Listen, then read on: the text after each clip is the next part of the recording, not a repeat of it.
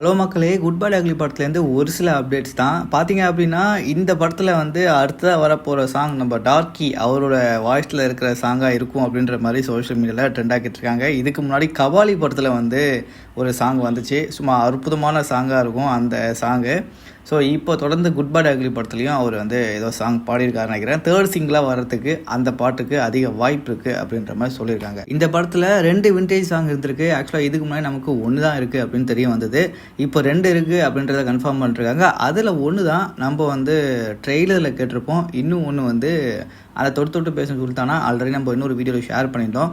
அதை வந்து பிரியா வாரியருக்கும் அர்ஜுன் தாஸ்க்கும் நடுவில் இருக்கிற அந்த பேர் காம்பினேஷனில் அந்த சாங் வருதா, இல்லைனா நம்ம சிம்ரன் மேம் உள்ளே வராங்க இல்லையா, ஸோ அவங்கள காட்டும் போது அந்த சாங் வருதா அப்படின்றத வெயிட் பண்ணி தான் பார்க்கணும். ஒரு வழியாக 3rd சிங்கிள் நாளைக்கு அப்படி இல்லைனா நாளன்னைக்குள்ளே ஏதோ 2 நாளில் ரிலீஸ் ஆயிரும். ஸோ அதுதான் சோஷியல் மீடியாவில் இப்போது ட்ராவல் பண்ணிகிட்டு இருக்க ஒரு விஷயமா இருக்குது. ஸோ கூடவே இந்த படத்தோட ரன் டைம் பற்றி நம்ம ஆல்ரெடி ஷேர் பண்ணியிருந்தோம். இந்த படத்தோட ரன் டைம் ரொம்பவே சின்ன ரன் டைம் தான். ரொம்ப சீக்கிரமாக அந்த படம் முடிஞ்சிடும் அப்படின்ற மாதிரி தான் இருக்குது. ஸோ 2 மணி நேரம் 19 நிமிஷம் 23 செகண்ட் தான் இந்த படத்தோட ரன் டைமு.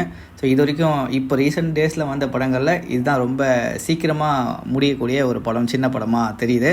ஸோ வெயிட் பண்ணி பார்க்கலாம் மக்களே. 3rd சிங்கிள் வந்துச்சுன்னா நம்ம சேனலில் போஸ்ட் பண்ணுறோம். லைவில் வந்து கண்டிப்பாக நம்ம எல்லாம் பார்ட்டிசிபேட் பண்ணிக்கலாம். மறக்காமல் சேனலை சப்ஸ்கிரைப் பண்ணிக்கோங்க.